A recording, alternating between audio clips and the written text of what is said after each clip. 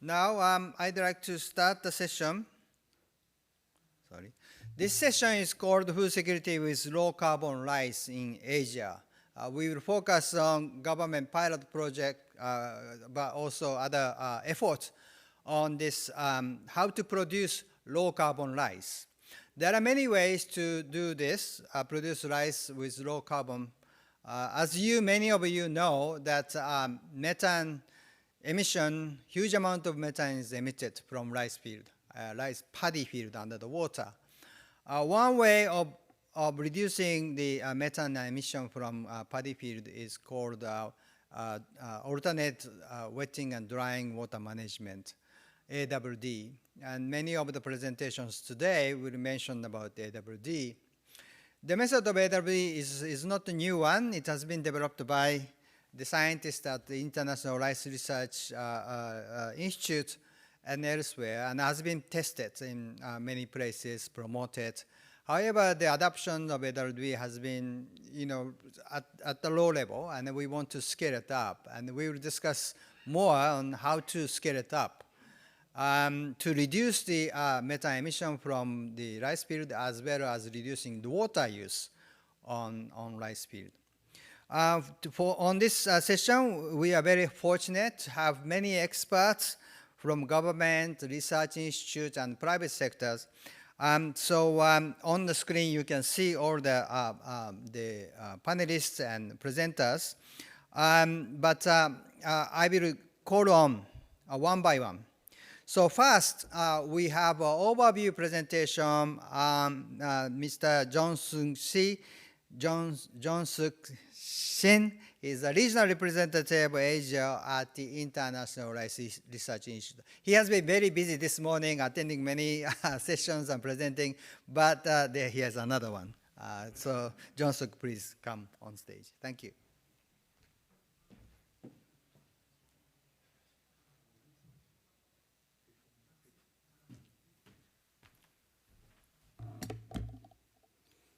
Good afternoon.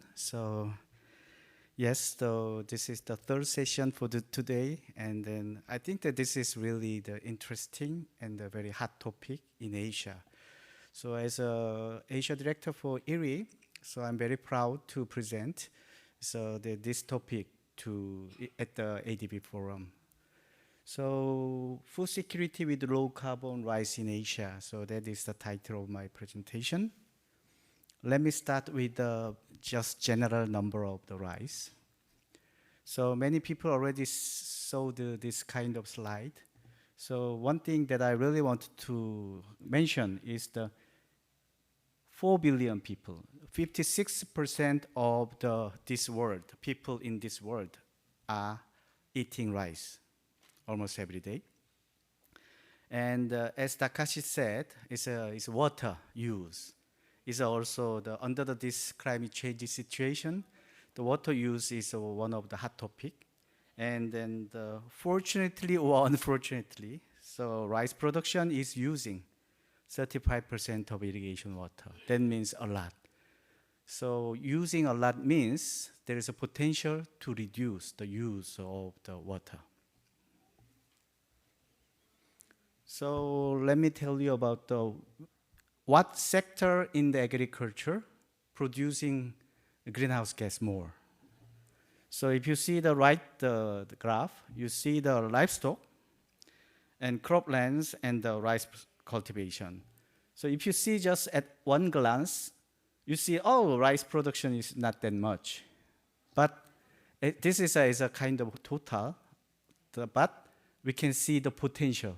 Even though you have this amount of things, but you can't reduce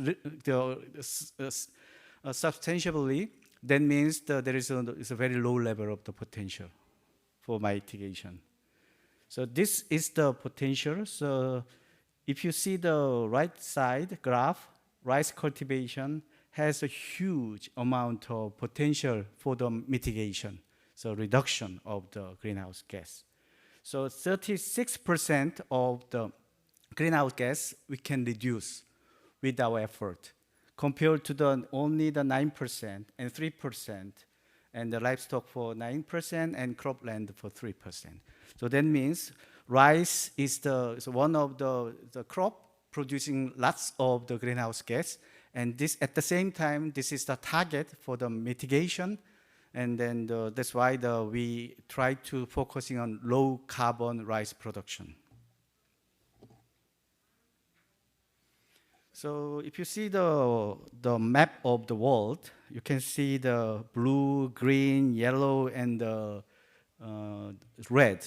Red means serious kind of situation to produce lots of the greenhouse gas. And if you see the Vietnam, there is a certain part of Vietnam is the rice production area. That is the color is very red. That means it's high potential for the mitigation. So I'm telling you the mitigation potential. So if you see the 1 hectare of the rice, and it's a 12.7 point of the carbon dioxide is emitted. So that's why if you compare the average US household, the one household emits 8.5 tons of the carbon dioxide per year. So this is kind of things, that's why there's a 12.7 tons per hectare is the current situation of the rice production. But if you apply the AWD, alternative wetting and dry technology, and lots of the new developed technology, so we can reduce 65% of emission for the rice production. This is really big potential for the reduction of the greenhouse gas in the rice production. So that's why now I am telling you a little bit in detail about the low carbon rice production. So if you see those stage of the rice production from the seed to the harvest, you can see so of course rice plant needs water, but not every day. So we can control the water level wisely. That means we can reduce the greenhouse gas emission, because once you have the water in the rice field, all the microorganisms can start to breathe. So in aerobic, that means it creates the methane. So once you don't have the water in the field, and then you can reduce it. That's why the alternative wet and dry is very simple. Wet, some days wet, some days dry, some days wet, and some days dry. So if plant needs really water, we give the water, the very low level, and then once they don't need the water, we can take it out to reduce the methane emission. So that is the very simple technology, but the scale of this technology is quite big. Because the very simple technology, you just have the one cylinder in the field, you can see 15 centimeters of the water or not, you can just manually check. But now, you can see the remote sensing and all kinds of digital technology. That's why you just control all the automatic irrigation, and then application and the AI can just control those kind of the optimum the water level to reduce the greenhouse emission. So that's why the application level is from the appropriate technology to the very high. It's artificial intelligence application. So that's why even though AWD looks like the very simple technology, but how to make it is a the method. So why we are focusing on the AWD? Because water conservation. As I told you before, so rice production use a lot of irrigation water. So that's why because of climate change, all the kinds of things, and now water is the very valuable thing. So we have to conserve the water for the crop production and the agricultural activities. And this, as I told you before, this application can be vary from the appropriate technology, simple technology, to the very high level, it's a digital technology. That's why it will be very wide adoption, the technology. And the reason why the farmers, they don't like this technology before, because they do not have the proper information of the economic gain. Because without the economic gain for the farmers, they don't want to apply new technology. So money should be in their pocket. Once they see the financial benefit, economical benefit, definitely they will just do it. Otherwise, for this world environmental issue, and please do it. That is not really strong justification. So economic gain is the key part for the large scaling up. But still, so we need more that's why we need more the training, capacity development is kind of the inception under this technology. So that's why the more engagement with the farmers, more engagement with the country level, the extension officers and the policymakers, that is really key to scale up this technology. So this is the general thing. So how we can, and how much, when we can reduce the greenhouse gas emission. It's a timing of the residue, and then 10%, and the planting stage we can reduce 7%, and the AWD 33 to 36%, and then there is a rice straw, the management things, because some country they burn the rice straw after harvest. That creates a lot of the emission and the human health issue. That's why as a total, so 65% emission, greenhouse gas emission can be reduced with our effort, with the new technology. So this is the case study in Vietnam. So now I'm based in Vietnam. So if you see the left side, there is a sector. Which sector is the kind of the emission, the center? So the energy sector, and then the agriculture and forestry and waste. And so there are many sectors, but if you see the middle, the big bar, that is agriculture. That means definitely which industry is the target for the greenhouse gas emission reduction, that is agriculture. And then agriculture is a broad concept. And then what kind of the greenhouse gas we can reduce? What is the problem? The second graph is the carbon, is a carbon dioxide, and if you see the methane and the nitrogen.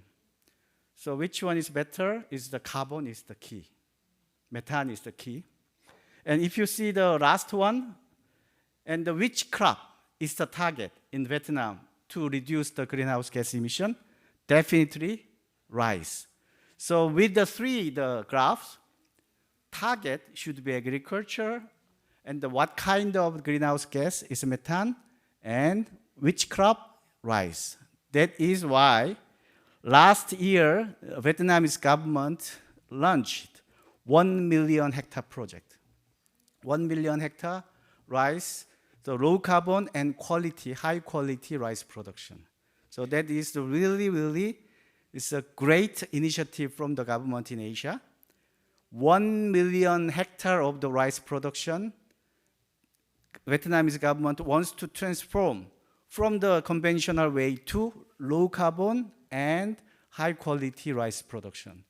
So one single government has a very good standard and target, and then all the government people just rush and work together and then make it happen.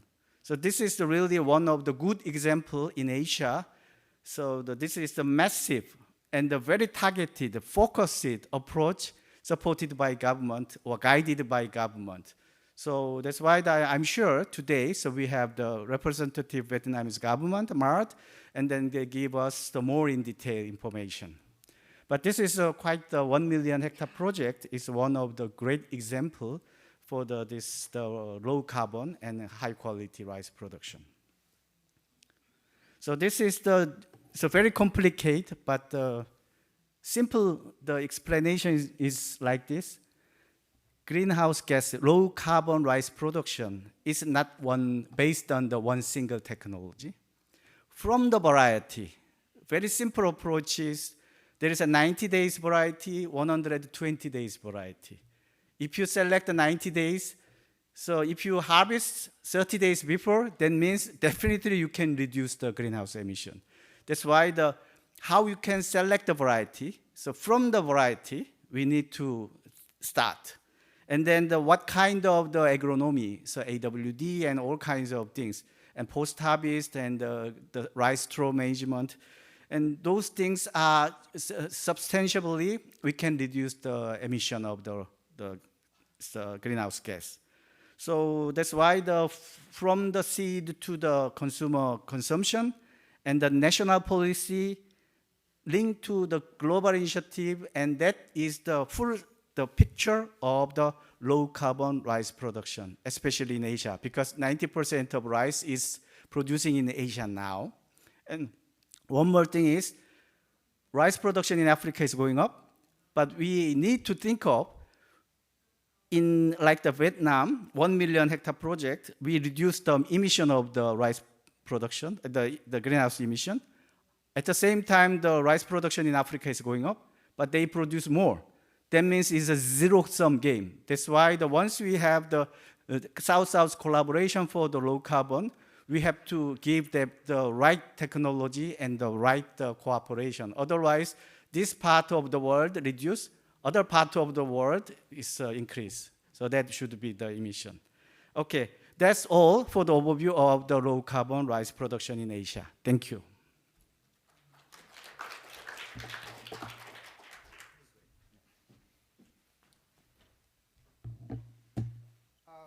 We have limited time, but so we'll have a Q&A session at the end. But do you have any burning question at this moment to Dr. Johnson? Yeah, Win. Thank you. It's good to see you again, Yongshu. Hi. Win Ellis from the Sustainable Rice Platform. Quick question, can you give us any estimate as to what proportion of Vietnam's rice area currently uses AWD? So actually I don't know the exact number, but the AWD is not really so popular at this moment in Vietnam. That's why during the 1 million hectare project, and the AW is the part of the activities. So to adapt to the things. I think that we have the MAD officials here, and then he can bring the exact number for us. Yeah, thank you. Yes, please come. Please go to the mic.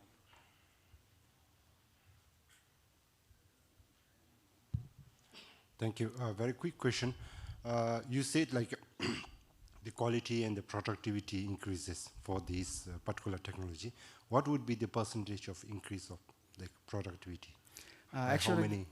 Actually, it's not really our objective is in terms of quantity. So because we are reducing the water use, and we are trying to manage those many things. That's why our target, the initial target, is not to sacrifice our yield. So the low carbon rice production without yielding decrease. So that is the first target.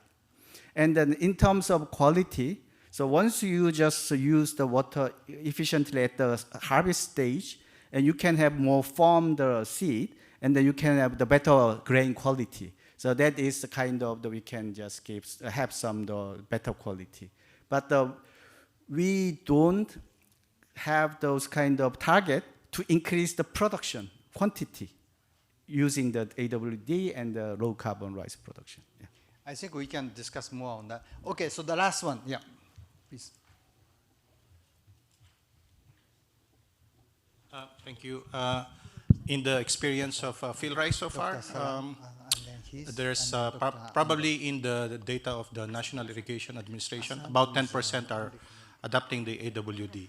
And of course, the initiative on the carbon credit is being explored right now. But my comment will be on around the nitrous oxide, which I think is also in many countries, also in ASEAN, is very important in the dry land. And I think in the experience even of Erie, if you base it on the Green Revolution, the irrigated area became revolutionized, but the rain-fed was slightly left.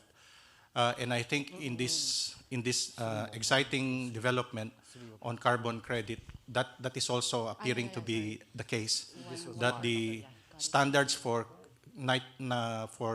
methane emission is well established, even on maybe how much it will cost.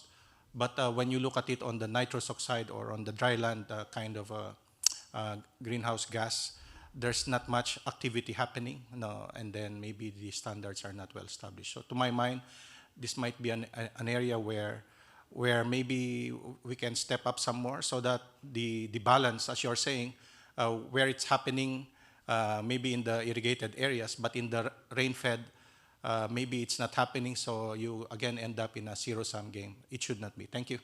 Thank you. It's a good comment. Yeah, and for the nitrogen, and there is another technology is kind of site-specific nutritional management technology that is linked to the nitrogen. So, but so today's so focusing on the greenhouse gas emission is a methane. So that's why I didn't include. But there is a nutritional, site-specific nutritional management can decrease the nitrogen in the rice field as well. Thank you. Good comment. Thank you, John. Okay. Okay. So next, I'd like to invite Dr. Salam. He is a member director of crop divisions of Bangladesh Agriculture Research Council. Dr. Salam, please. Okay, please put Dr. Salam's presentation on screen.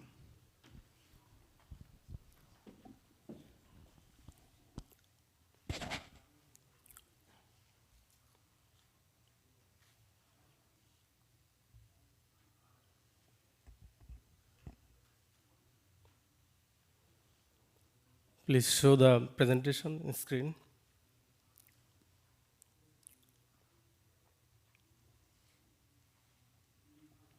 Okay, thank you. Welcome all of you to my presentation.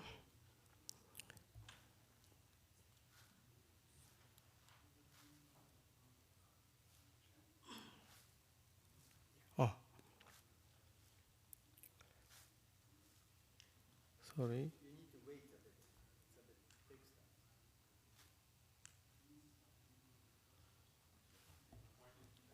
Is it forward?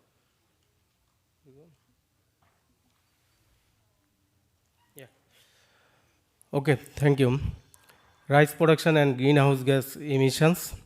Actually, just earlier speaker showed the statistics. 4 billion people's staple food is rice, which is more than half of the global population's diet. According to FAO, Asia contributes about 90% of the world rice production, and Asia contributes the largest emission from agriculture worldwide.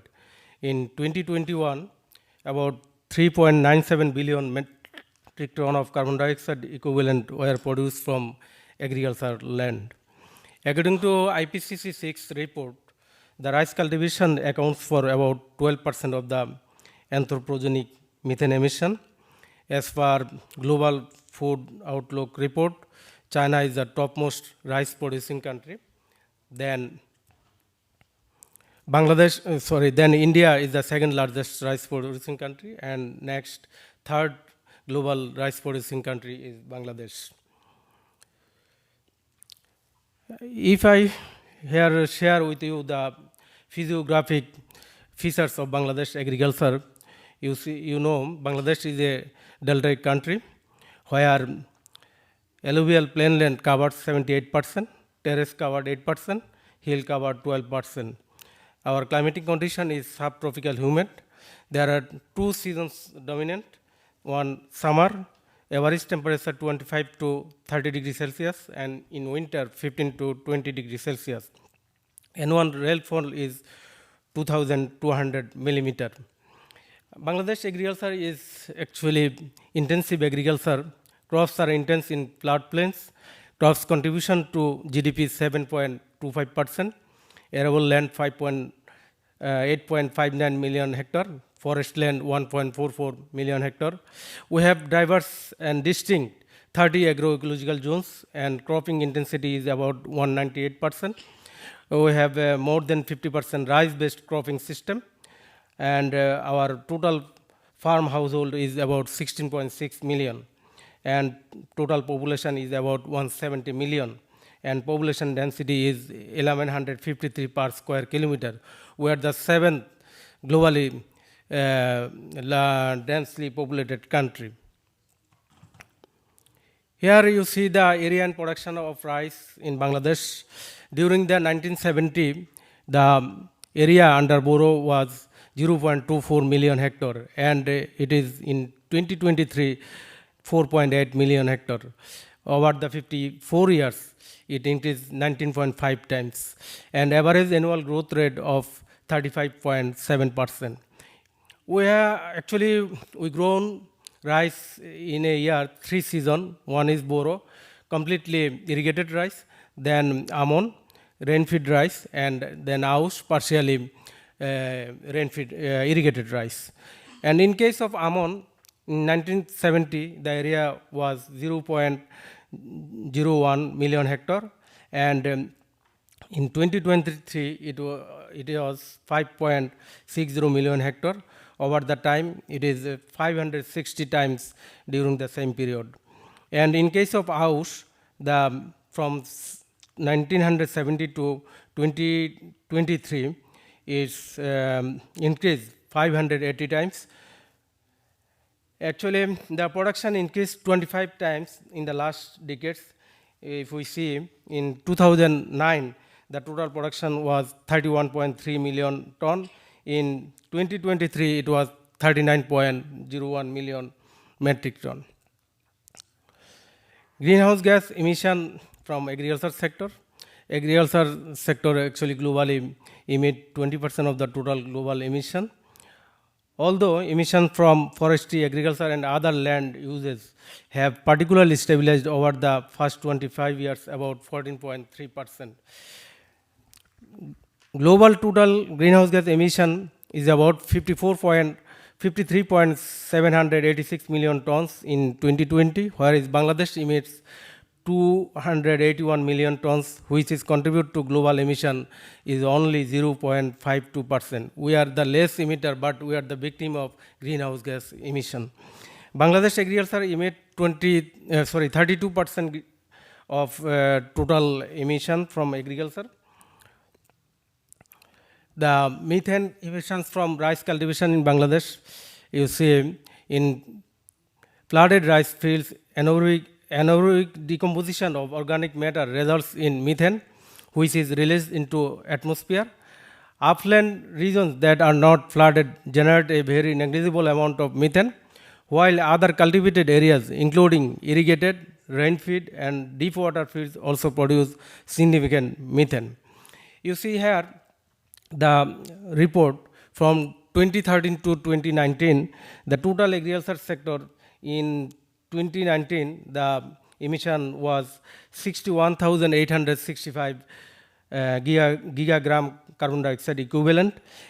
For rice cultivation in 2019, it was 15,239 gigagram carbon dioxide. You see here from 2015 to 2019, in case of rice cultivation, the greenhouse gas emission is decreasing.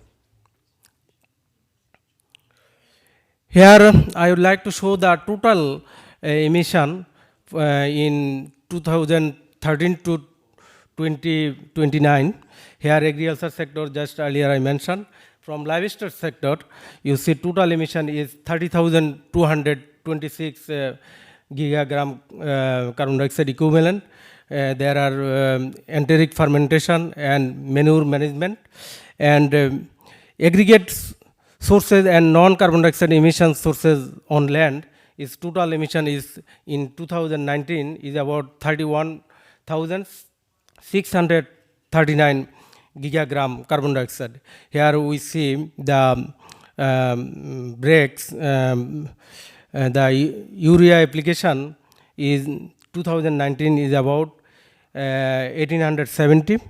Direct nitrous oxide emission from managed soil here is 6,132, and indirect nitrous oxide emission from atmospheric nitrogen deposition and leaching or runoff is about in 1920 is about 966.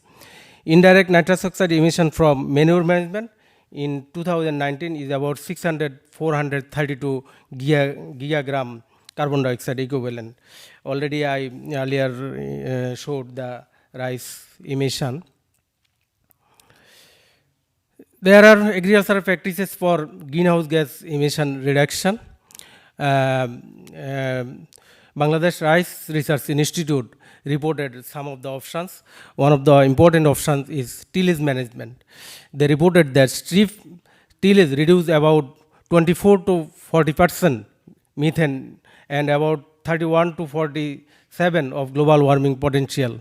And another option is water management, that is AWD reduce about 22 to 36% of methane and about 15 to 44% of global warming potential.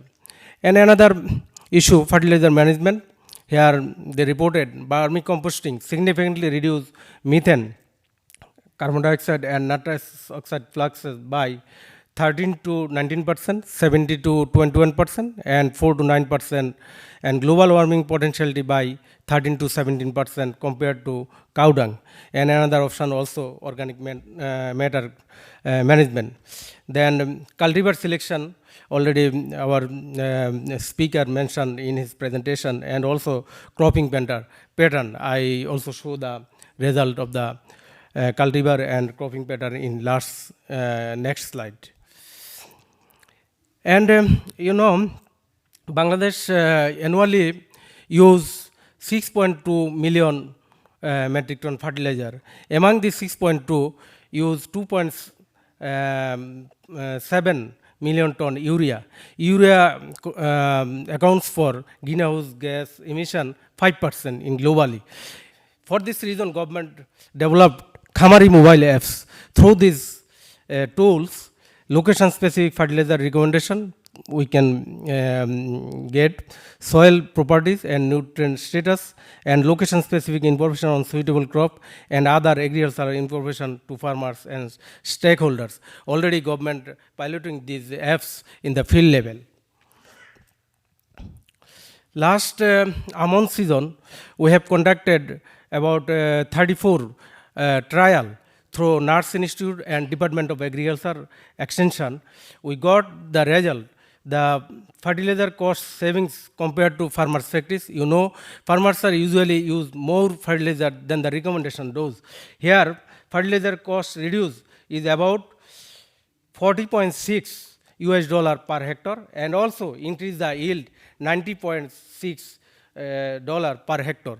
Actually, yield increase due to the balance fertilizer using. That's why the yield is increased. Then government also trying to piloting the AWD technology at the farmers field.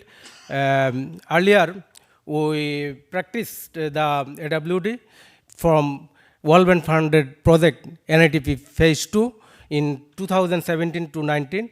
The AWD demonstration area was 204 hectare, and another this year also conducted a trial 69 hectare, and another non-demonstration AWD area is 345 hectare. Besides this, also AWD is implementing 61 districts in 61 locations. Each of the trial size is 2 hectare AWD and 2 hectare is non-AWD. With the help of IRI Bangladesh part, they are helping us to collect the data on greenhouse gas emission. You see here the cost saving through AWD technology. In Bangladesh, irrigation cost is about 17,000 taka per hectare. If we save 20% through AWD, this amount is 3,400 taka.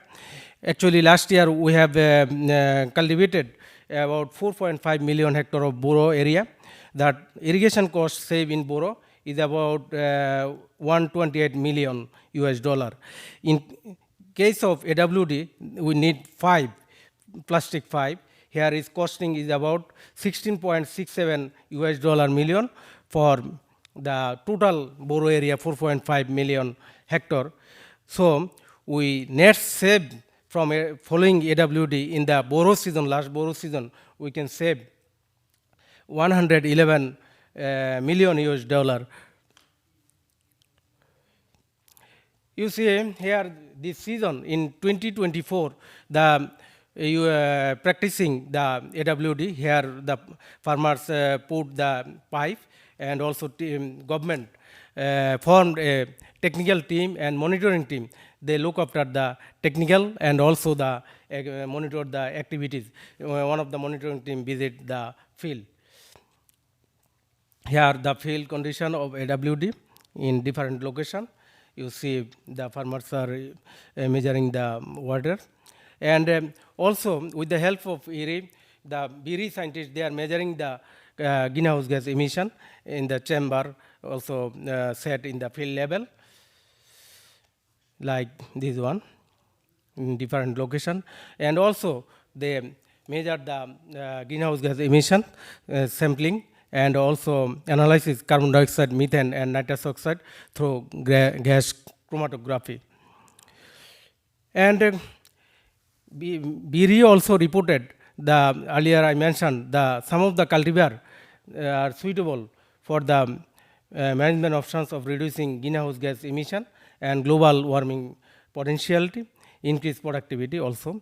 Here the BRI screen the potential variety like BRI rice 66, BRI rice 70, BRI rice 71, BRI rice 72, BRI rice 73, BRI rice 49. These are the short duration variety.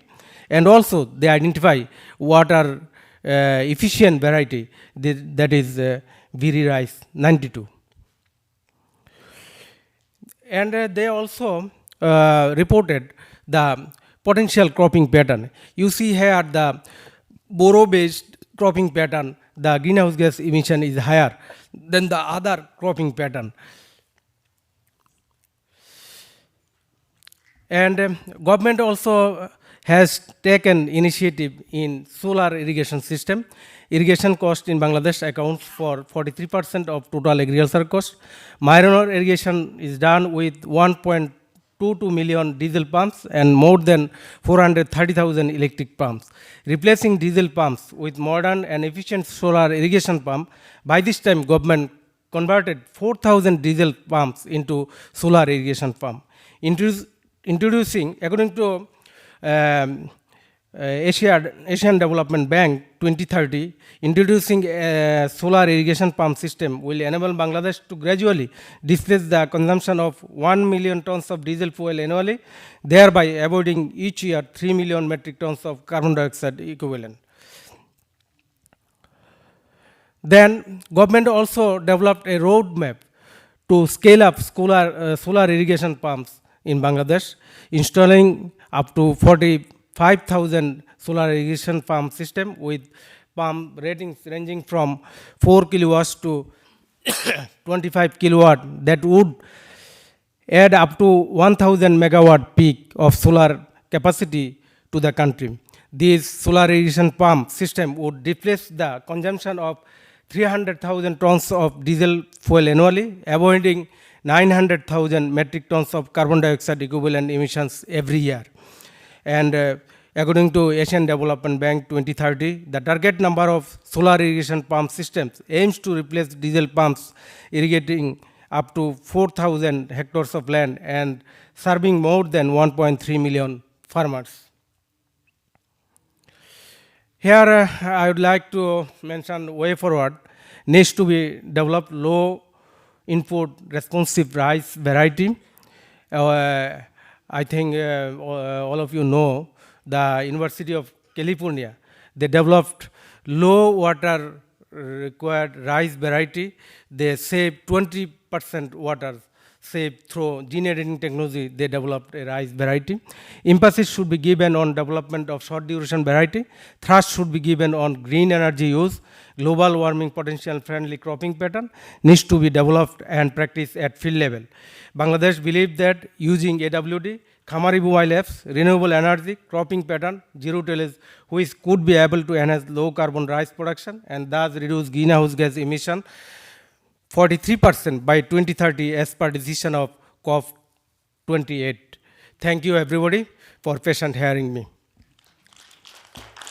Thank you very much, Dr. Salam. Please stay. So, a couple of questions to him, if you have. Please come to the mic. And next to him, anyone? Okay, please raise hand if you need. Good afternoon, Swaminathan from India. So I just want to check with you because Bangladesh, you receive very high rainfall and maintaining the alternate wet and drying condition. Will that be applicable for all 3 seasons or you are aiming for only 1 season? Because if you do it in 1 season, if the condition is flooding in the other 2 seasons, how do you really see in terms of the calculations?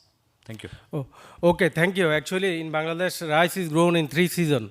Boro is completely irrigated rice. And in Boro season, we produce more than 50% rice. So, and during the Boro season, rainfall is actually very less. Not So the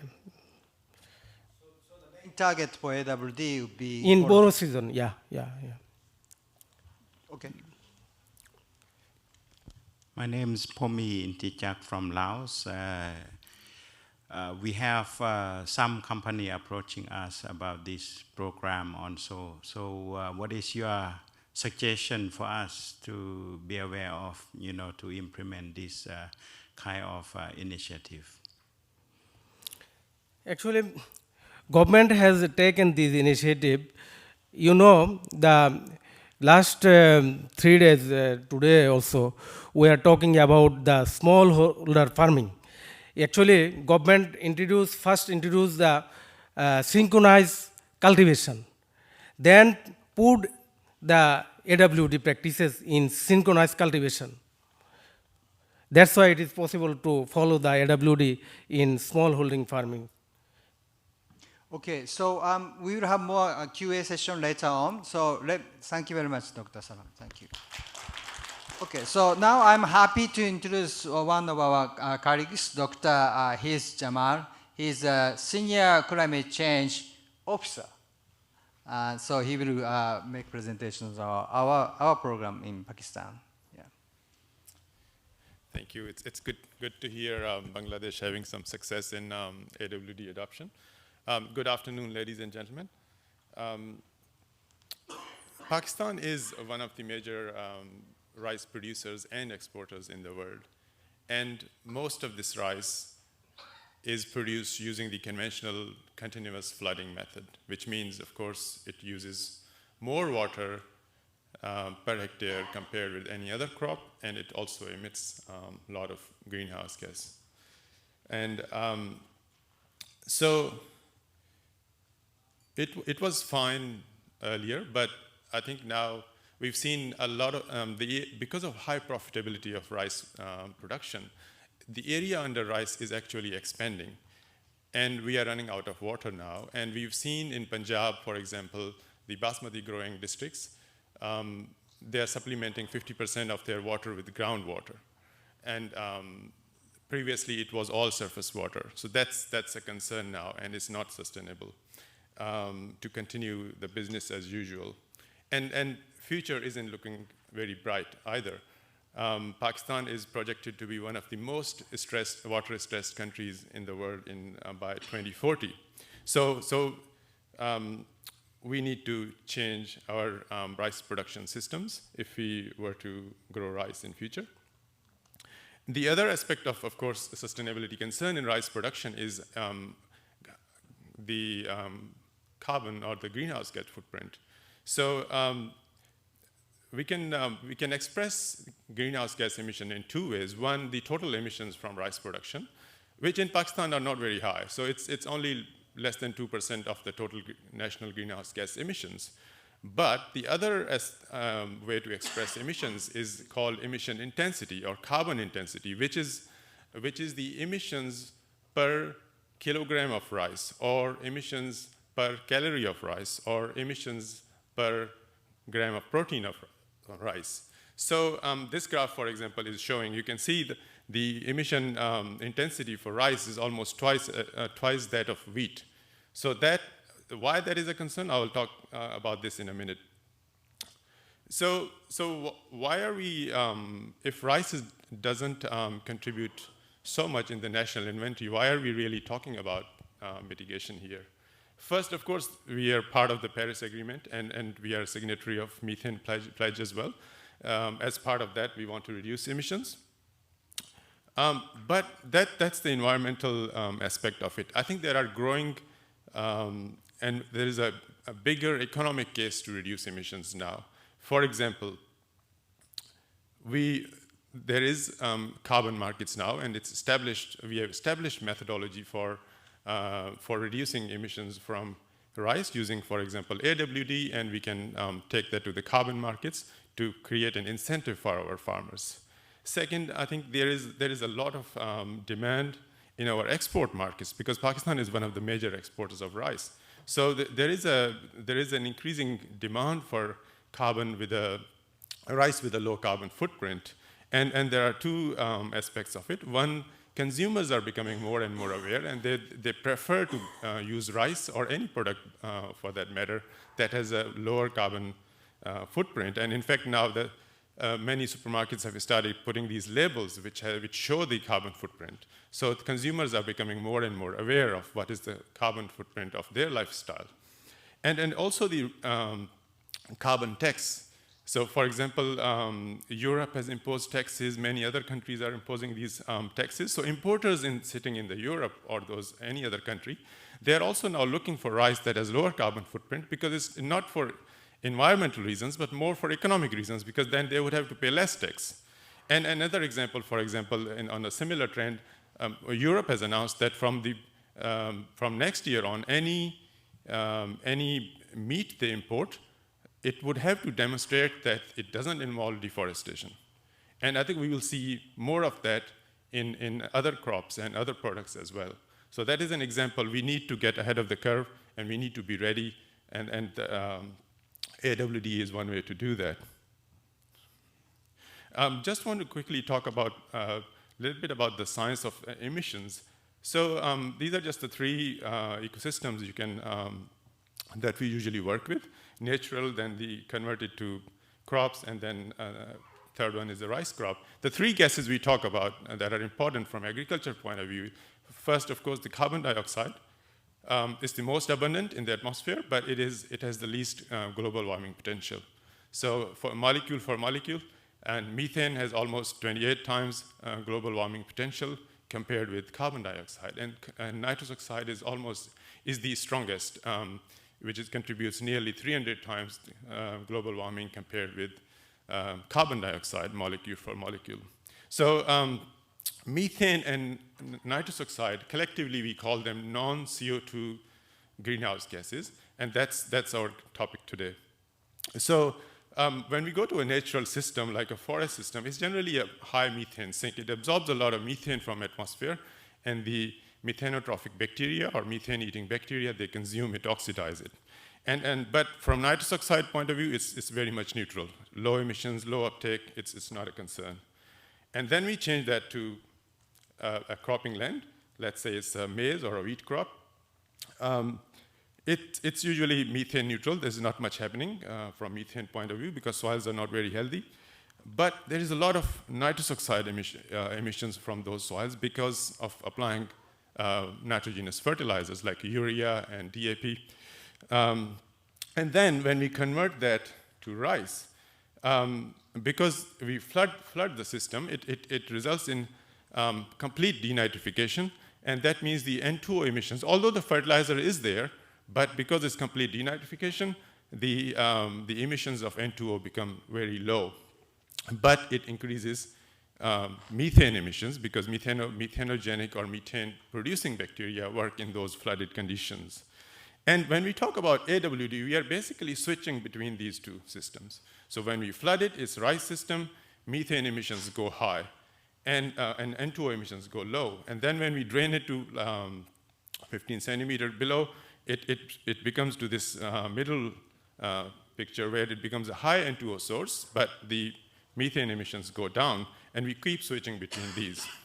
So it's really important to actually, when we talk about AWD, it's really important to look at the whole greenhouse gas balance and understand the implications for nitrous oxide as well. And there is a lot of work already being done, I think, by Erie and many other countries. So, in Pakistan, we want to do this pilot AWD trial to understand how these things work. Mainly, of course, primary objective is that it is to support the Punjab Agriculture Department, particularly on-farm water management wing of the department, and understand the impact of AWD on water productivity and greenhouse gas balance. And then by doing that, we will also develop tier 2 emission factors. And by that, I mean tier 1 means when you don't have any data, there is a default IPCC emission factor that countries can use to calculate their emissions. But of course, because it's not based on soil types and climate conditions, there are high uncertainties in those. So we want to develop our own emission factors that is called tier 2. Of course, adoption barriers, I think, is very important. Whenever we go to a farmer, let's say, imagine a farmer in Punjab who uses surface water, which is not very expensive. We go to them and talk to a farmer saying, look, the rice you're producing, it uses a lot of water and it emits a lot of greenhouse gases, and it's a problem. They say, yes, it's a problem, but it's not my problem. My problem is I want to make money, I want to grow a good crop. Does AWD help in that? Most of the time, the answer is no, because as I think Young-Soo said, we are not targeting yield increase, we are targeting water savings. And the way our farms are set up, they don't have water storages. So the water they save, it doesn't stay for them to use again. It's different from, for example, large farms in Australia or US. So they don't see that savings for themselves. So even if they save it, they say, well, it's going in the river, so what do I get from this? So I think we need to understand farmers' perspective. So we want to explore those areas and want to understand how farmers are thinking about this. And of course, we want to explore how the carbon markets can be used as an incentive to incentivize this for farmers. So we are conducting these trials in 2 locations, and there will be mainly 2 experiments. First experiment will be about the greenhouse gas measurements, and the second one will be working with hundreds of farmers to do on-farm trials to understand farmers' perspective and their experiences. So it will be done in 2 districts. So you can see the map on the left, on the right, sorry, yours, and it's the dark green means higher production, and light green means lower production. So we chose 2 of the districts that are higher production, but also the variable in climate. For example, the one on the top is more higher rainfall, and the one in the south, Okara district, it has a lower rainfall. So we want to capture more variability in the climates as well. So experiment, as I said, this is about measuring greenhouse gas emissions. We will be conducting these on 2 research stations. The first one is on the on-farm water management research station in Okara district, and second one on the Rice Research Institute in Sheikhupura, near Lahore. And we will mainly be doing 3 treatments: alternate wetting and drying, continuous flooding, and single drainage, because many farmers are already using single drainage. And of course, so there is many chamber designs and analytical techniques that can be used for these measurements. And all of them have their own strengths and some limitations. For us, we will be going with manual chambers, and I think Dr. Saam has already shown some pictures earlier. So, and then again, I think there are not many gas analytical facilities in Pakistan, so we will be sending the samples to Germany, to KIT, for analysis of samples. And the second experiment is working with the farmers to understand their response to these techniques. So we'll be using, again, continuous flooding and alternate wetting and drying with a simple tube as well as with a smart tube. Our earlier plan was to do a smart tube trial full scale, but we realized that there's not this smart tube isn't available off the shelf. So we will be working with one of the top private universities, LUMS, in Pakistan to develop and test this smart tube, and that can be further trialed in a larger scale next year. So I think we are we are looking at to conduct the first greenhouse gas study from rice systems in Pakistan to develop the emission factors that can be used in national greenhouse gas inventory, but also can be used in carbon markets, and also develop capacity that can also be used for future studies for these carbon markets. And more importantly, I think we want to understand and support the government to develop data and evidence that can show the real benefit of AWD in water productivity and farm profitability, so that it can help government make a case to scale it up. And of course, we want to identify the adoption barriers. And of course, it's the collaboration will be at the heart of it. So we have a lot of national and international collaborators, and tomorrow we are visiting IRI, so we look forward to talking more and learn from them. Thank you. Thank you very much. Due to time limitation, if you have one question, just only one question. Yes. Yeah, I know we're still in the pilot stage and studying, but my question is applicable to Pakistan and also in Bangladesh. So, assuming there's no carbon credit incentive, what are the barriers that you see in terms of farmers' adaptation, and how we can mitigate or address these barriers so that we can shift the behaviors after the pilot? Can I take one? So in Bangladesh, we are setting another trials in an area during the borrow season where farmers pay for pumping. So reducing water use at least reduce their cost of pumping. So that's a major incentive. Other areas where farmers do not pay for the volume of water, there is no incentive. So we need to bring in the carbon credit benefits, or in the case of Pakistan, in the export market, premium in the market.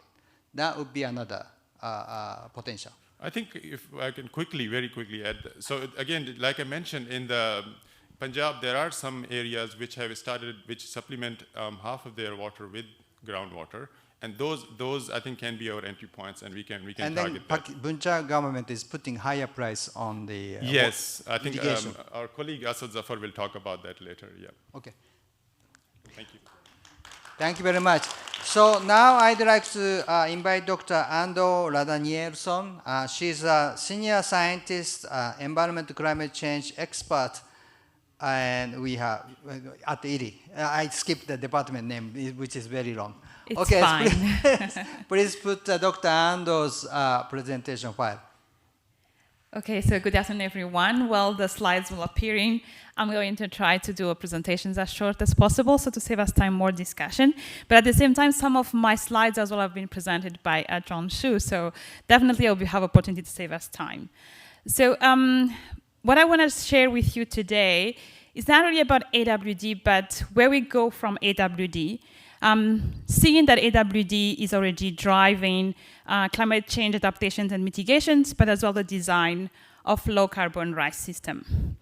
So yes, I think it's been presented as well by the former presenters, particularly on how different countries around the world are participation in the decarbonization goal.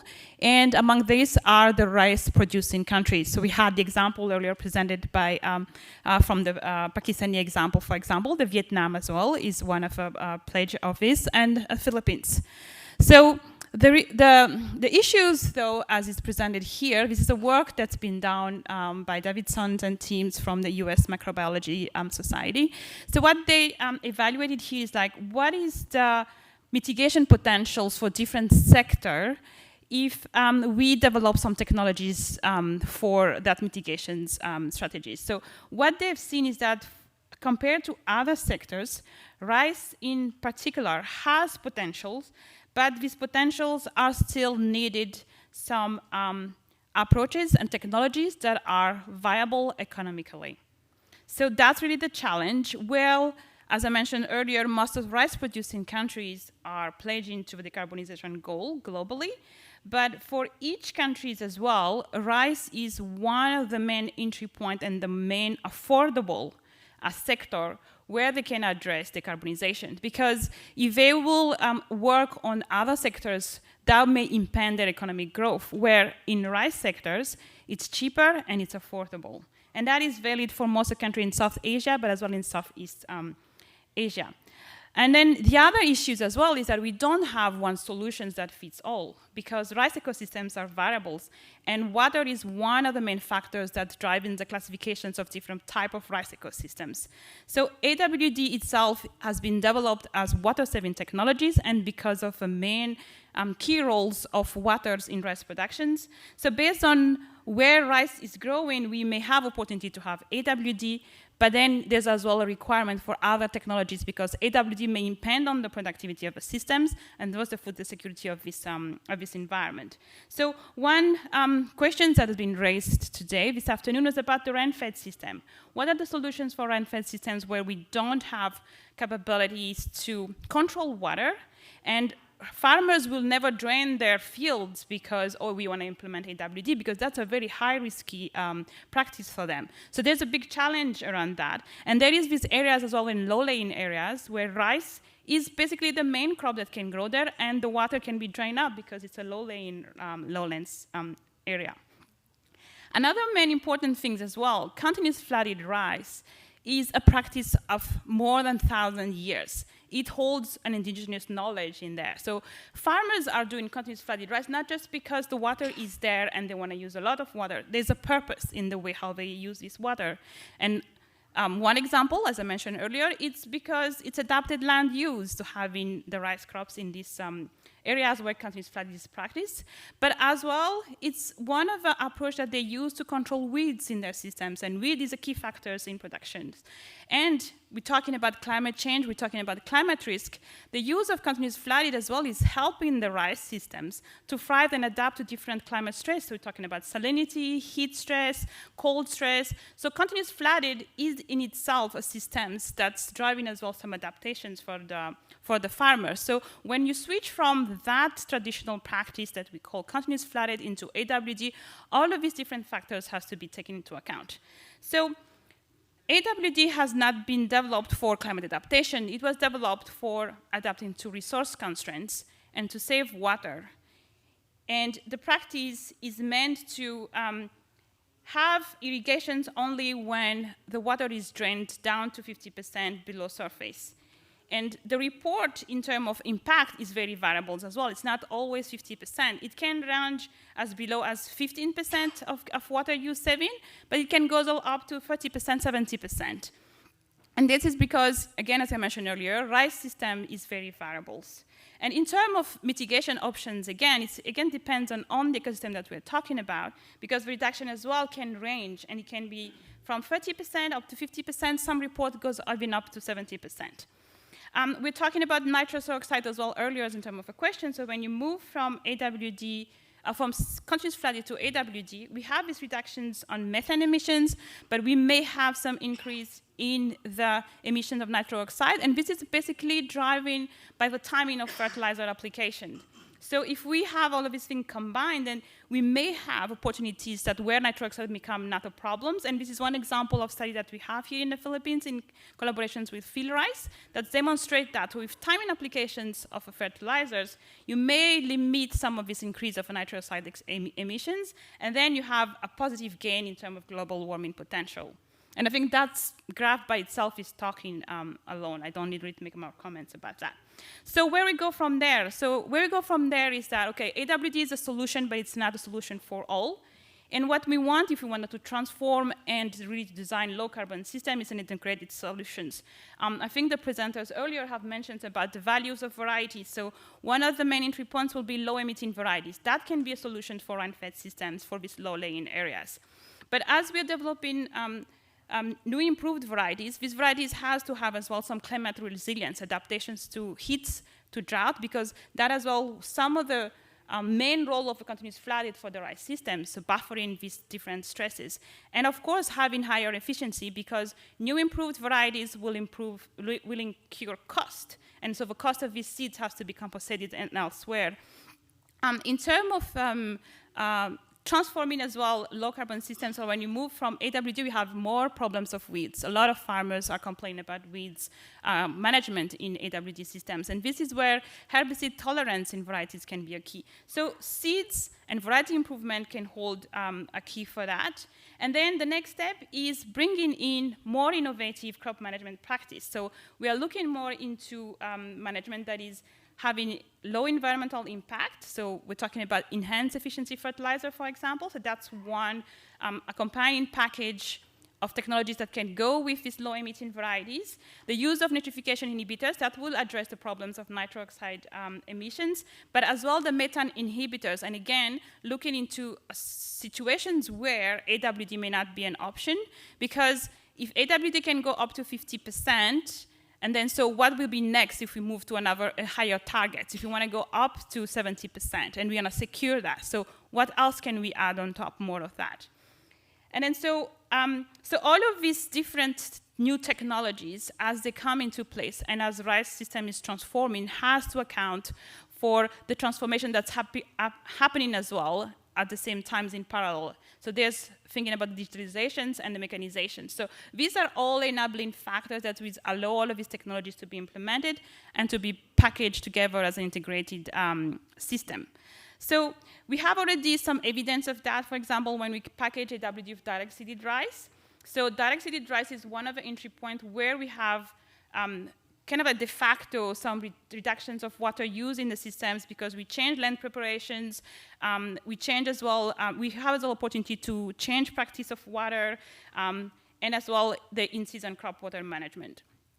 Same things like that, I think visit Jones was mentioned. We can as well combine into that as well all of the different initiatives in straw innovations and straw management, where we can have additional input in terms of mitigations. And the next frontiers is exploring the values of microbiomes. So this is something where IRRI is investing right now, so we're looking into how these new technologies, how the management of soil microbiomes or microbiomes in the plants can be engineered and see how we can, to which extent we can use that as a solutions for mitigation.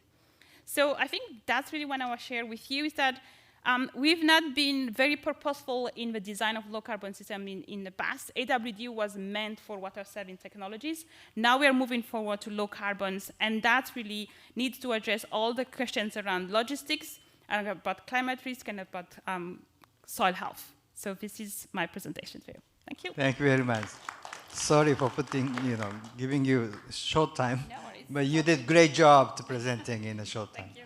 Okay, so without going into question, I'd like to now invite Dr. Tran Van Thi from DDG of the Institute for Agriculture and Environment at the Ministry of Agriculture and Rural Development of Vietnam. Earlier, there was a mention of Vietnam 1 million hectare project, and I hope you can mention. Thank you. Good afternoon, everyone. I do not to talk about very taken because we are very happy to cooperate with IRRI, with the CS, with the other institutes conduct already AWD in Vietnam. So all the number and the effectiveness already show in during the presentation. But in fact, AWD, we also would like to thank former Minister Dr. Cao Đức Phát here, because you know that in the 2011, we already developed one program on greenhouse gas reduction. We also include already AWD at that time, for include the mid-season, the rain and AWD at that time. So for the now, we confident that the farmer already adopt with AWD in some region, but for AWD cannot apply for every region, every season.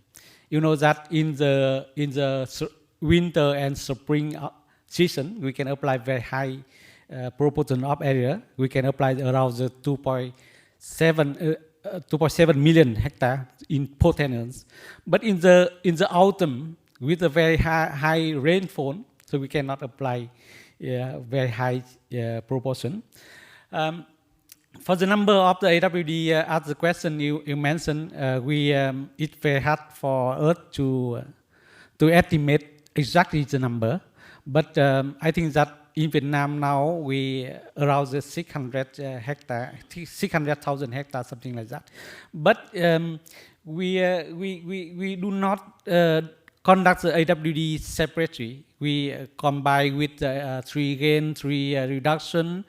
We combine with SRI. We combine with SRP, something like that. So that's why we cannot exactly number what is for AWD, what is for tree gain, tree reduction, one mass 5 reduction, one mass 6 reduction. So it already mentioned in activity. And also for the, I would like to provide you some more information about the 1 million hectare program.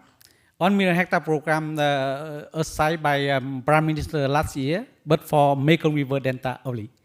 But in the NDC, we determined that we can develop the 1.4 million hectare of AWD, include the AWD, SRI and tree gain, tree reduction.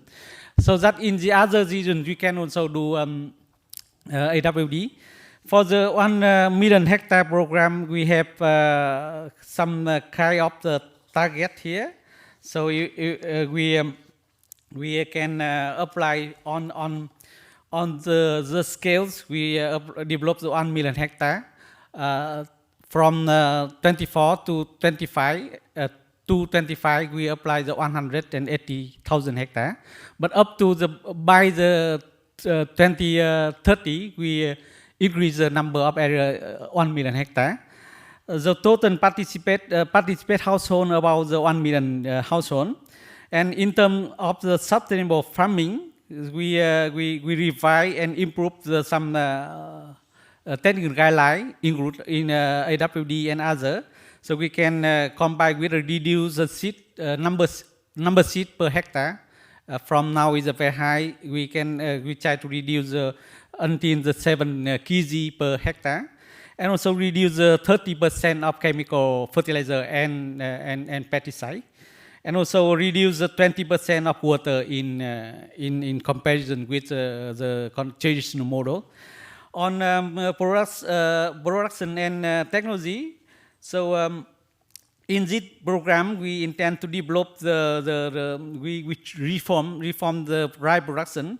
We linkage 100% of farmer under project with the enterprise, with cooperative, with the farmer organization to support farmer how to organize low carbon rice, high quality rice. For the technology, we include plenty technology on this program, include AWE, SRP, also 1 mass and 5 reduction, and VETGAP also. In terms of environment portion, so we also intend to reduce the loss from harvest up to 8%. Now it's more than 10, I think now it's around 12%. So we try to reduce the number of the loss after pot harvest until 8%. And also we intend to, in the program, we try to collect 100% of rice straw to convert like fertilizer, like biochar, like the other activity to reuse the crop residues, reuse rice straw. And of course, we do the program, but we try to increase income for farmer, because you know that I think in the other country also. So farmer involved in rice production always get a very low income. So we try to increase income for farmer, because farmer, you mentioned already, farmer don't care about the much about greenhouse gas reduction. They care about the benefits. So if we want to promote the program, we need to improve the income for them. And for the 1 million program hectare, we already developed some working group and developed the action plan, and hopefully we can conduct very soonly. But I also mentioned that so AWD not now, but we already have a red in some policy in NDC, in even in the environment protection law also. So that's a very brief information for you understand. Thank you. Thank you very much. Thank you very much. We will have QA, try to QA session, have QA session later. So online, we also have some participants. We wanted to bring some delegates from Pakistan, but they could not come. Director General Malik Akram, Asad later, sorry. Dr. Akram, if you are available online. Yeah. Can you hear me? I can hear Dr. you. Akram? Yeah. Okay, so please put I Dr. Akram on the screen. Dr. Malik Muhammad Akram. On the screen right now, Mr. Asad is on the screen.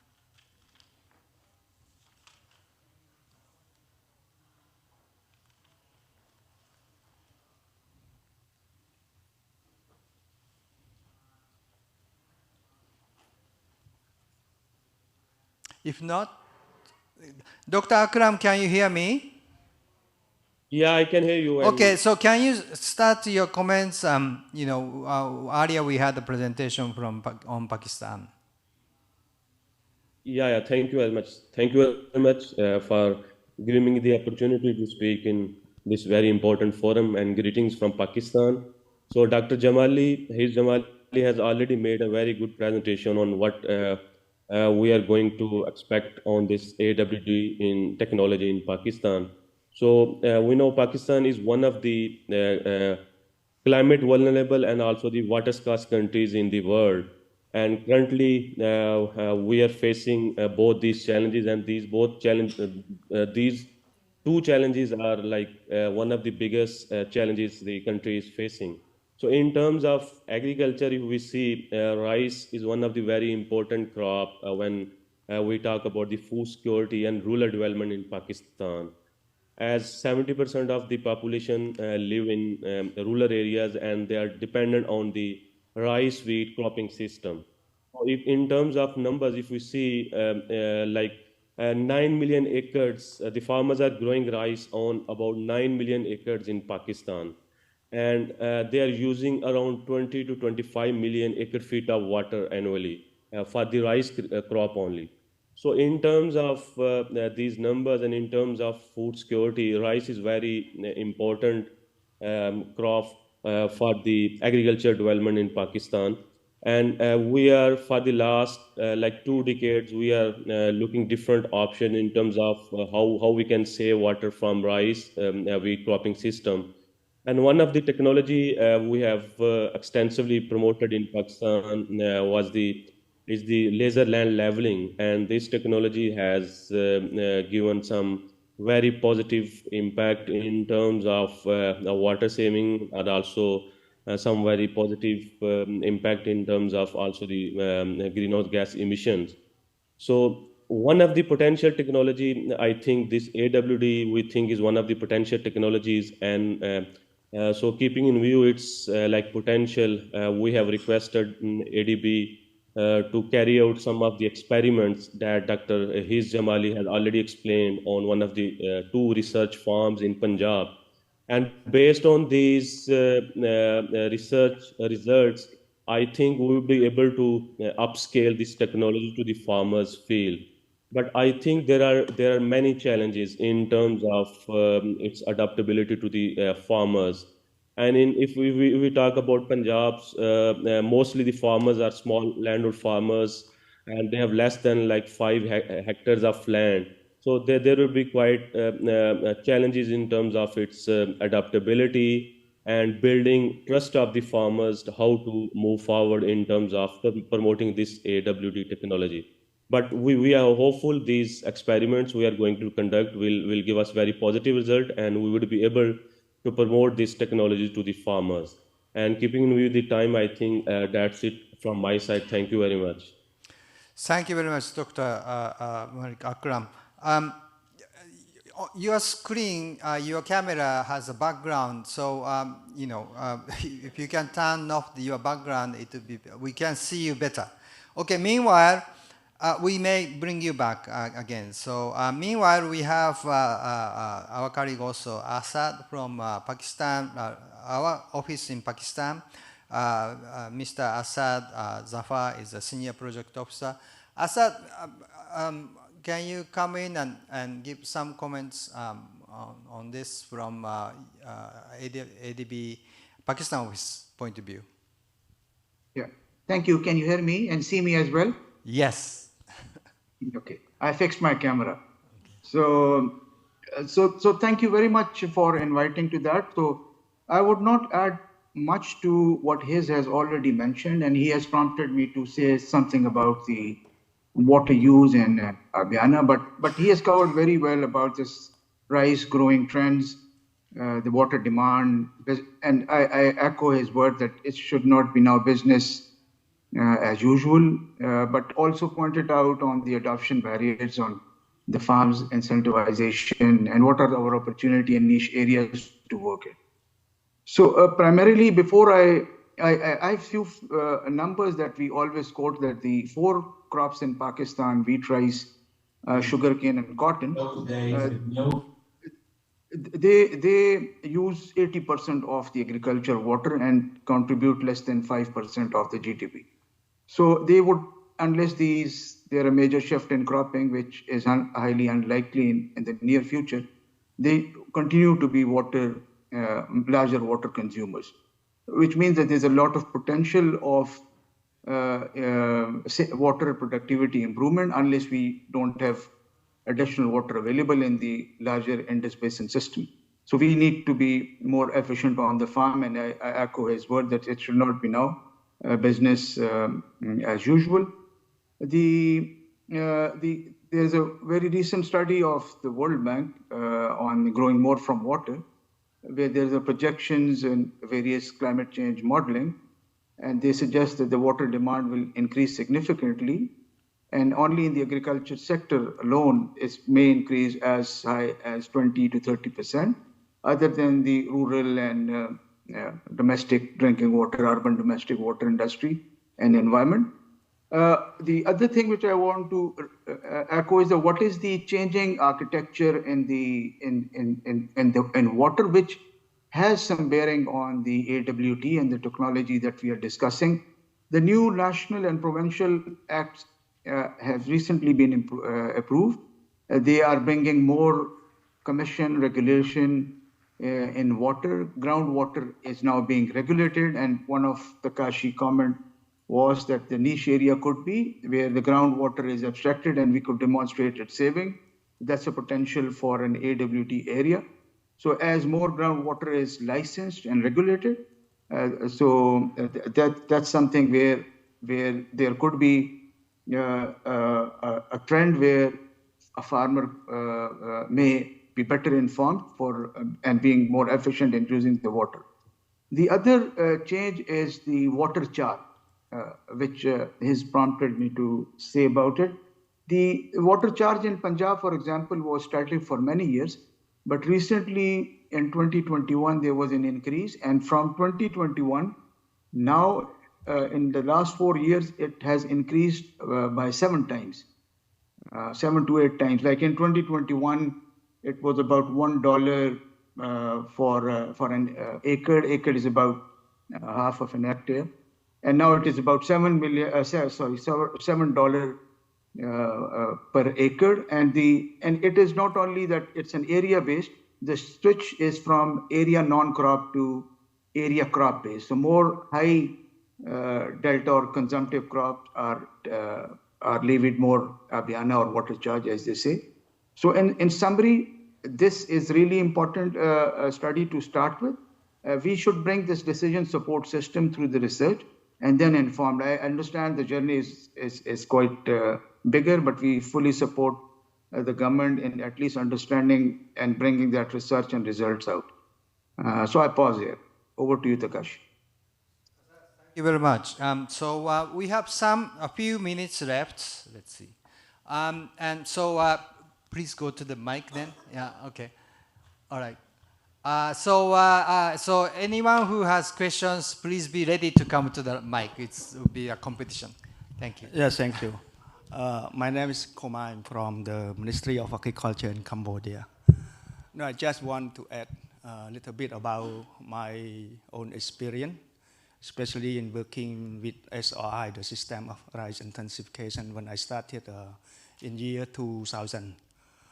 And first, we would like to confirm that, as our colleague from Vietnam just said, so when you apply the alternative wet and dry, so you have to go in a system combined with other principle and in practice. And number two, so this alternative wet and dry, and when combined with other principle, actually increase the yield. And I also would like to confirm, as you said, that also the milling quality of the rice also better. So we also look at the correlation between the apply of this practice with the use of pesticide. Also, it reduces the use of pesticide because the rice become more healthy. And also, we need also to look at the spacing. That's why also the reuse of seed, because of it has to do with space. So also improve the growth of the rice, and also to make the furrow, the strip in the rice field, maybe 2 or 3 meters. You have one furrow that will help the water management. Also increase the yield. So all of these combination go together. So contribute to improvement of yield, reduction of cost, improving quality of grain, of paddy. And I think there's more work need to be done also to confirm this combination. And I think we are happy to work together to share the experience. Thank you. Thank you very much. Thank you, Dr. Koma. Okay, so next question. Yes, please come. Thank you so much. My question is more on the monitoring of the AWD. As I'm from the startup specializing in satellite monitoring system, and we have been working with JAXA, or Japan Space Agency. And I understand that's probably challenge when we want to scale the execution to check which farmer actually implemented the AWD on the field. So is anyone from the ABD or other organization has some early thought how we can implement a remote sensing system to ensure that implementation is done properly? Okay, I'll go quickly and ask his to come back. So the evidence is important that the farmers have adopted AWD and reduced methane. So that evidence will help them to obtain access to carbon credit. Our experiments in Pakistan and we are trying to do in Bangladesh is introduce water sensors. Water sensors will keep the record of the water level and then that show that which farmers adopted AWD. That can be used as evidence for them to access to credit. The satellite image that you can measure the methane at the Johnson's presentations also shows that the satellite image of methane emissions, the accuracy is important and it also measures the large areas. So it's very difficult to point out which farmers had adopted AWD. So we think that both methods combined can be used to show, the water sensor is good, but it's very local specific. Right. The satellite image covers the entire large areas, can just show that this area, this country has reduced methane this much. But, in order to bring the money to the farmer, many people mentioned it. The farmer's incentive is important.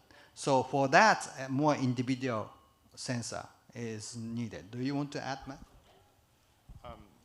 Thank you. I think you covered most of it. So it's a very good question. I was really, I think I'd like to talk to you during the tea break as well. So That's definitely a big gap, and I think right now they are basically carbon markets are using diaries, logbooks by farmers. So what do you write? How do you trust it? I think it's a big question. So like Takashi said, I think using the sensors, AWD sensors, that is one way to do it. It can record everything. But I think that is the long-term solution that you are talking about. And I think the limitation has been that a lot of the satellites, once the canopy closes, they don't penetrate. But I think if you can use LiDAR satellites or something else that can go down, and I think I hope the resolution has come down to 1 meter or less now. And I think if through those solutions you can develop a product that can demonstrate, okay, we can tell how many days water was above the surface and for how many days it was below, I think that will be a very welcome, well received in the carbon markets and generally. Thank you. Okay, next, so next one is other certification process. Yeah, thank you. Wayne Ellis again from the Sustainable Rice Platform. First, thank you all for the really excellent and useful presentations. I was very much struck by the presentation of Dr. Tran and a colleague from Cambodia, who I think are teaching us a very important lesson, that low carbon outcomes should be pursued within a broader sustainability framework and not driven as a single intervention. I honestly can't think of anything more risky than to predicate the success of a project on the price of carbon in the voluntary market at this point. So I would encourage everyone to listen to what the 1 million hectare project is doing. The ministerial declaration actually said as much in the sense that it said we're going to deliver these carbon outcomes through using the 5+1 reduction, through using SRI, through using SRP and other approaches as well. So let's take an integrated approach to incorporate AWD, DSR and all these other good things, but let's not forget the co-benefits that really will drive farmer adoption. Thank you. Kevin, thank you very much. So we are running out of time, but anyone who wants to ask or give comments? Yes, last one, quickly. How do we measure the baseline? Before the baseline in terms of carbon emission, before we come in to intervene so that we can measure accurately the reduction? I think we will discuss it over coffee. You want to, I mean, it's important questions, but we don't have time. Do you want to come in? Yes, my question is linking to the upscale.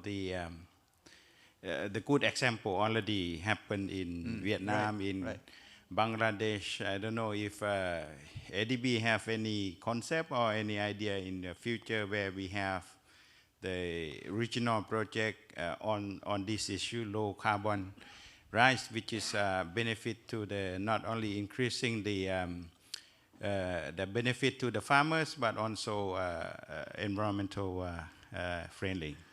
Please find the relevant ADB officers and ask for money funding through project. We can talk more about that, but so far I belong to the research department, which has no funding. Okay, so let me stop here because we are over time.